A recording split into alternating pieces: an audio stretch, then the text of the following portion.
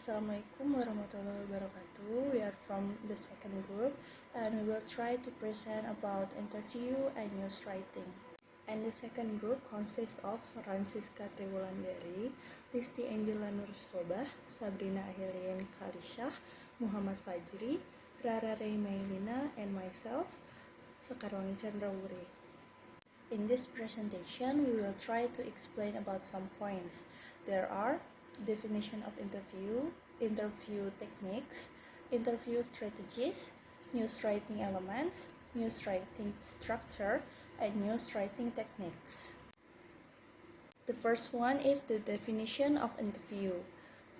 An interview is a conversation between two or more people and takes place between the source and the interview, which aims to get information, opinion, data, and information. For effective interviews, reporters prepare carefully and they ask questions that induce the source to talk freely.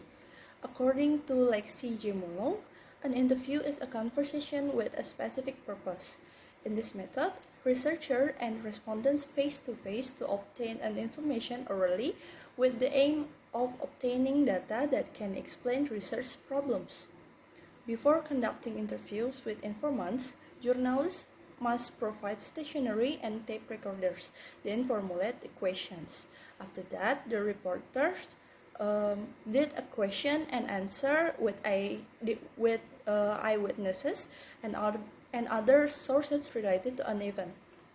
However, if the information obtained during the coverage is not sufficient, the journalist can search for data from other places or related parties. And then the next part will be explained by my partner. Assalamualaikum warahmatullahi wabarakatuh. My name is Fajri and here I'm going to explain about the technique of interview. Okay, there is two techniques. The first is verbal techniques. This technique require necessary hardware or tools to be executed. Dalam teknik ini, seorang jurnalis membutuhkan suatu alat ya. Dalam hal ini seperti alat-alat untuk mencatat, pena atau pensil dan kertas atau buku. Dimana dalam metode ini seorang pewawancara melakukan wawancara dengan cara yang cukup tradisional, yaitu bertanya dan juga mencatat informasi yang didapatkan. Kurang lebih seperti itu. So for the second technique, there is substantial techniques. This technique related to the ability of journalists in terms of sharpness of coincidence in determining the choice of the suitable theme, place, and time for an interview to take place. This technique requires the sharpness of social analysis. Jadi dalam teknik substansial ini, seorang jurnalis harus memiliki insting yang tajam terhadap analisis sosial. Teknik wawancara ini dieksekusi dengan mempertimbangkan suasana, momen, tempat, dan juga timing yang tepat dalam melaksanakan interview ini agar mendapatkan hasil yang sesuai, hasil yang benar-benar diinginkan oleh jurnalis yang maksimal dengan data yang valid. Dengan menentukan tema, momen yang tepat, itu juga dapat mempengaruhi narasumber agar semakin tersentuh hatinya dan semakin kooperatif dalam melakukan wawancara. Nah, kurang lebih seperti itu untuk interview techniques. Thank you. The next will be continued by my friend. Thank you. Hello everyone, I am Rara Rey Maellina as the third speaker. So the next is about interview strategies. There are 10 strategies when we doing the interview. Well, the first is ask the contextual questions. This means the journalists have to ask the question that relate to the main issue or the main point. Also, we don't ask a question that led to personal because it's it is too sensitive, so we can select the good question. The second, make list of the question. The journalist must make the list of questions and arrange them such as what the first question that will be asked. It should be structured, therefore the interviewee will respect because they think that the journalists have mastered the problem or the topic.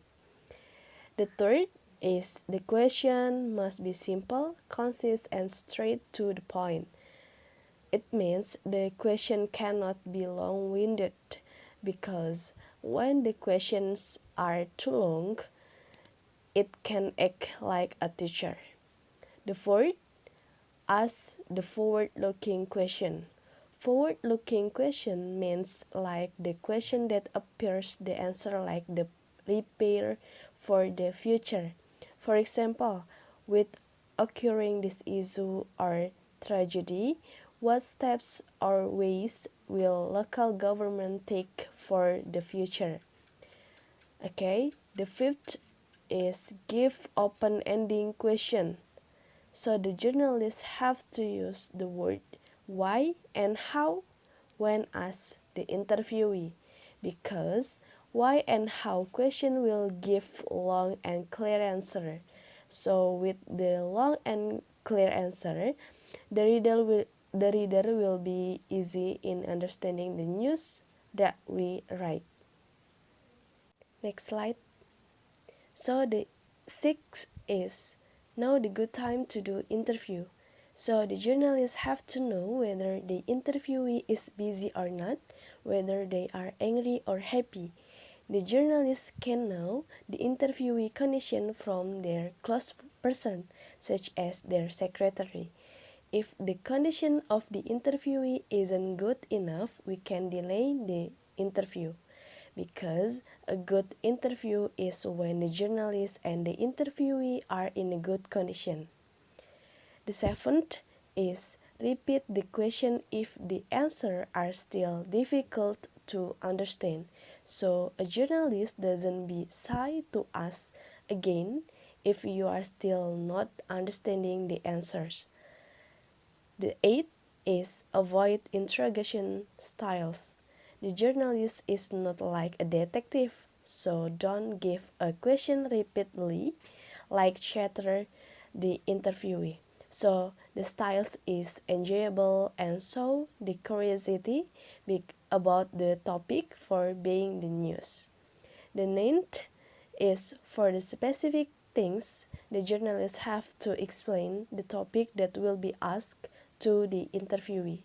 So when we have explained the topic and we need the specific data, the interviewee certainly have prepared the data that we need. And the last is avoid provocative question. So don't let the question that asked are like pitting against each other. Thank you, and maybe enough for me. And the next presentation will be delivered by Shabrina. Thank you. Assalamualaikum warahmatullahi wabarakatuh. I am Shabrina Eillien Khalishah. So I am the fourth speaker and I am here to talk about news writing elements. So I have found some news writing elements, and the first one is conflict. So this element, conflict, may involve physical or mental conflict. It happens between human versus other human, human versus animals, human versus nature, or human versus himself. And then the second one is immediacy or timelines. So this element emphasizes the newest angle of the story. And then we're moving to the third element. It is proximity or nearness. So proximity or nearness may refer to geographical nearness as well as to nearness of kinship or interest. And then the fourth one is prominence. So this point means some people are more prominent than others by reasons of wealth, social positions, or achievements. For example, there are people who are more bigger than other people, such as politicians, celebrities, artists, idols, or anyone that has position in this society. And then we are moving to the fifth element. It is significance. So significance means whatever is significant to the life of an individual is interesting to others. So it's like whatever is significant to one person, it is really interesting to the others. And then we're moving to drama. So drama adds color to the story. The more pictures, the background, and the more dramatic the actions are, the more appealing the story is to the reader. So basically, some readers might like more drama so that they can find it really interesting. And then the eighth element is oddity or unusualness. And oddity and unusualness refers to the strange or unnatural events, objects, persons, and places. And then we're moving to the interesting part. I'm sure that many people like it. So the ninth element is romance and adventure. So the romance of prominent people make a good news. Romance may also be experienced with other things like the sea, space, or nature. In this case, why do I think romance is one of the news writing elements is because some people usually like to perhaps read or see other people's romance. Such example, when celebrities are dating each other, this is really interesting to the readers. So they want to know how their relationship is going and so on. And then we're moving to progress. So the onward and forward march of civilization or the progress of a country is chronicled step by step in the newspaper. And then the next element is animals. Stories of animals, especially those with a talents, are good reading matter because of their human interest value. By animals, we are talking about, for example, there are cute or rare animals, and then there are talented animals. For example, when a cat is trying to climb for the circus purposes, perhaps, or when a dog can play that, a dog can play sit, stand, just what their humans command them. That is really interesting to the readers.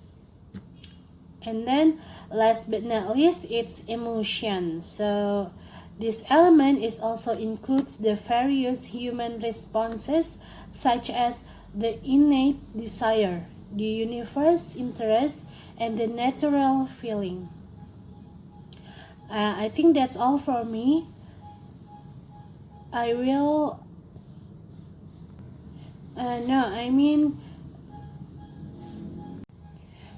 next presenter, Fransiska, is going to talk about news structure. Thank you. Wassalamualaikum warahmatullahi wabarakatuh. So now we are going to discuss What are the structural features of a news?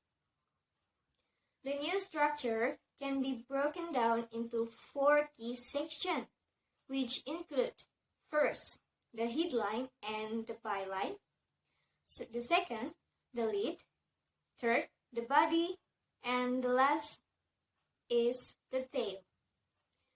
In the slide, there is an example of this news structure in the form of an inverted pyramid.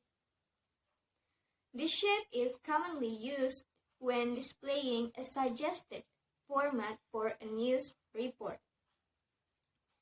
It starts off with the most important information first, with each section containing less important information as the pyramid progresses. This is not to say that the body of the text is not important, but it could not exist without a lead, headline, or byline. Okay, now I will explain one by one the structure of news. First, the headline and the byline. The headline functions is to grab the reader's attention while successfully summarizing the main point of the article. And the byline is the easiest part of the entire article, as it doesn't require much creativity. It functions to tell the readers who the article is by, what their job role is, and how to find more of their content. And the second, the lead. The lead could be seen as the most essential part of the news structure. It should be one paragraph long, and by reading it, your audience should be able to understand exactly what your article is about and what you are reporting on. Okay, next is the body. This is the main sections of your article, so it will include lots of important about what happened, along with more detail about what you said in your lead section. And then we come to the last, the tail. The tail includes the least important informations from your report, and the functions is to sum up the events. Okay, do you understand? That's all the discussions about the structure of the news. And for the next, Listy will present further explanations on how to write a news. Listy, time is yours. Hello everyone, I'm Listy and I'm going to explain easy ways to write a news story. Okay, so basically guys, news is anything that has happened recently and can be important for some people. In order to write a news story, first of all, you have to collect all the necessary information. When you have gathered all the information, then you can organize it, double check it, and make a structure for your text. So after doing news coverage, you can arrange all the facts, the information that you get with the following 5 steps, and here I will explain to you. So the first step is lead, first paragraph. The first paragraph of news story is called lead paragraph or lead sentence. The first paragraph or lead contains the most crucial information. You can make the first paragraph by containing the elements of what, where, who, and when. This means that you have to give answer to the following question. For example, what happened or what's the activity. For example, inauguration of Yotefa Bridge. The second is who inaugurated the bridge. For example, Indonesian President Joko Widodo. And the next is where it was inaugurated. For example, Engros Village, Jayapura City. And the last is when will it open? For example, October 28, 2019. So you can arrange all the answer and put it on and the first paragraph, and here is the result. Jayapura, the President of the Republic of Indonesia, Joko Widodo inaugurated the Yotefa Bridge in Engros Village, Jayapura City, Monday, 28 October 2019. Okay, so next, number 2 is statement sentence. For the next paragraph, you can describe the information with one follow-up paragraph in the form of a statement sentence. And here is the example. According to President Jokowi, the 733-meter-long bridge is a milestone in Papua. It is an important symbol that unites compatriots and fellow citizens and a symbol of the oath of progress to develop the land of Papua. And next, number 3 is opinion, direct speech. So for the next paragraph, you can write the opinion in the form of direct speech from the data or the result of the interview or your news coverage. So here the example, the land of Papua must be developed like other regions in Indonesia because Papua is a small paradise that fell to earth. So it is our duty to protect and care for the land of Papua, said Jokowi, who made his first working visit to Papua after being sworn in as president for the 2019 until 2024 period. Okay, so next, number 4 is another statement contains the elements of why and how. So for the next paragraph, you can write another important statement by answering the question of why and how. So here is the example. At the same place, Hutama Karya's Director of Operation, Muhammad Indrayana, said the inauguration of the Yotepa Bridge will be a solution to the problem of population density on Cendrawasih Earth. This Yotepa Bridge is a synergy project between Hutama Karya, PP, and Nindya Karya, whose construction began in 2015 and cost around 1.8 trillion rupiah with funding from the state budget. The bridge that spans Yotepa Bay is decorated with 2 magnificent red arches, he explained.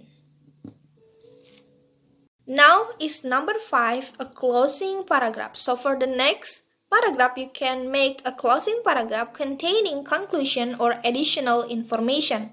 For example, on this occasion, the president was accompanied by Minister of PUPR Basuki Hadimuljono, Minister of Home Affairs Tito Karnavian, PLT National Police Commissioner General Paul Aridono, TNI Commander Marshal Hadi Yanto, Bin Head Budi Gunawan, Papua Governor Lukas NMB, and Hutama Karya Operation Director Muhammad Indrayana.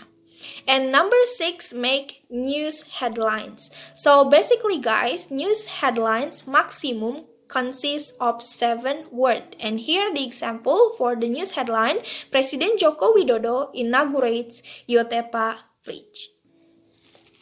Okay guys, so this is the full text of news story example that I have explained before. So the first is President Joko Widodo inaugurates Yotepa Bridge. This is the headlines. The first paragraph is lead. The second is statement sentence from Jokowi. The next paragraph is opinion in direct speech. And the next paragraph is another statement. And the last is closing paragraph. Thank you.